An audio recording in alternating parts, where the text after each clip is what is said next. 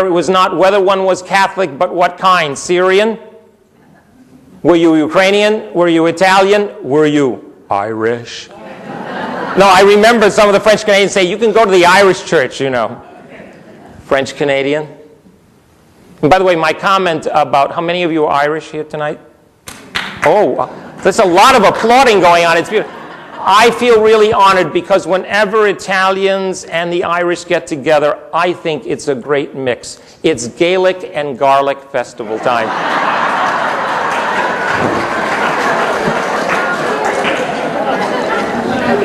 Listen to just a few stats, because the older I get, the more informed and appreciative I am of statistics and what they might reveal to us.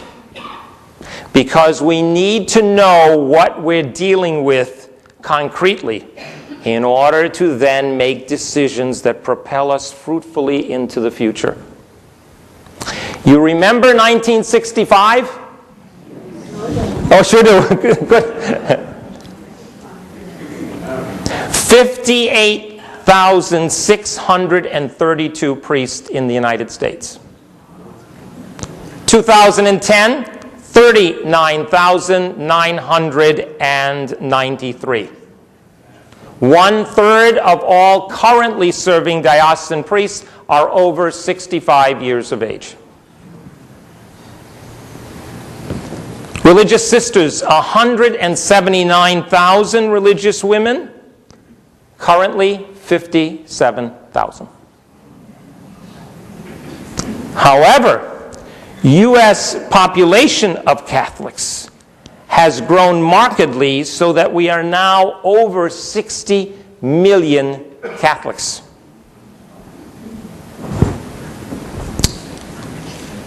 Oh, average Mass attendance weekly? Around 1965 or so, give me what you think would be an estimate of Catholics regularly attending Mass. Good for you, 75%. Now again, you can question it up or down, well, probably lower to be more realistic, because quite often those surveys were self-reporting and we tend to fudge. No, we do. When surveyors go out and say, do you attend Mass regularly, even if we have done it 3 out of 4 or 2 out of 4, we'd say, sure, why not? You know, it's much like the weight question, you know.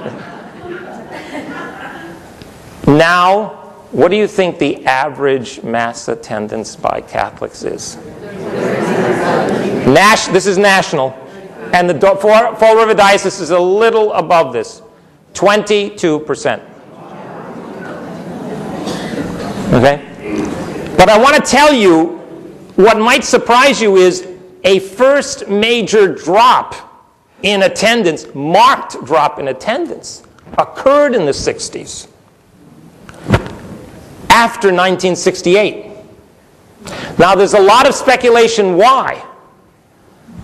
Father Andrew Greeley, in his sociological studies, claims it was related to an authority question surrounding the question of contraception and the encyclical Humanae Vitae. Not simply that, but notice the larger question he pointed to was the authority question.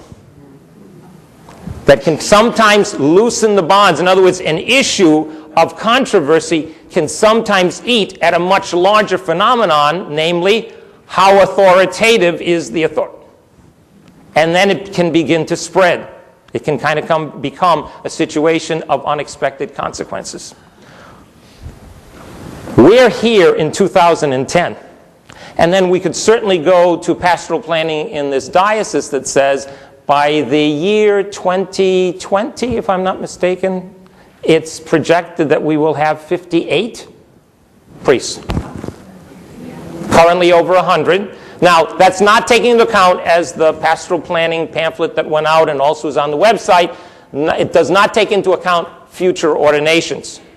But then again, we can't take into account individuals who may have to retire before the usual retirement age, or an individual who may leave.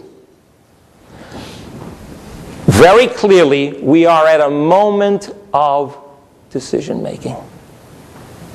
And it is insufficient for us as church. And I would clearly say it is insufficient for all who hold authority in the Roman Catholic Church, especially at its highest levels, to simply make believe that this is not a critical problem. Now, some will say, but you know, this is a United States or North American problem. Don't you see enormous growth in the Southern Hemisphere? There is enormous growth. By the way, Catholicism is growing fastest, for example, in the Southern Hemisphere. The African Church has extraordinary gains. But before we think that they have an abundance of clergy, they too struggle with limited ordained ministers and have a host of challenges, much like, if you can recall, the challenges we faced with the influx of immigration in the 20th century, and then the church trying to respond to millions of Catholics and all of their needs. Where do we go from here? I'm worried as a father because I know that I can't simply expect that the next generation will automatically pick up Catholicism. And some of you in this wonderful group tonight probably have struggled with that at home or continue to do so. What we've got to recognize is the under 40 group in America has a different experience by and large with church belonging compared to those of us who are over 40. You know how nationally there are campaigns now called Coming Home to encourage individuals who've been away, have wandered, have struggled, felt alienated or marginalized to come back home to Catholicism. And depending on the program, they have met more or less success in trying to welcome back home some Catholics who have distanced themselves. Not necessarily joined another church, but distanced themselves or felt marginalized. Coming back home works for populations that once had a home. Does this make some sense? In other words, you can come back home if you once had a home and your home was the Catholic experience. What sociologists now tell us, and maybe you see it in your children and grandchildren, the group under 40, and it's probably more prominent in the 20s and 30s, is that a number of us grew up with identities that were assumed from within the neighborhood and the family. I grew up in a neighborhood where literally on Sunday morning, everyone except a few went to the parish. And the parish, you see, had multiple fields of influence in our lives. If you grew up in urban settings, for example, it was not uncommon that the church was where you worshiped, the church was where you got your education, the church is where you socialized. You may have even played your sports on the church lot. So that it was multi-influential, had a multitude of windows on the culture and nurture of people. Anthony, when he was about 16, said to me, because he was asking me, what was it like for you, Dad, growing up and all of it? And so we were sharing stories. And all of a sudden, you realize that your offspring are so much brighter than you are. Have you had that experience from time to time? Yeah. You don't want to admit it, but inside you say, yes, you really are so much smarter than I am. He said, Dad, it sounds like for you and a number of your classmates, the church was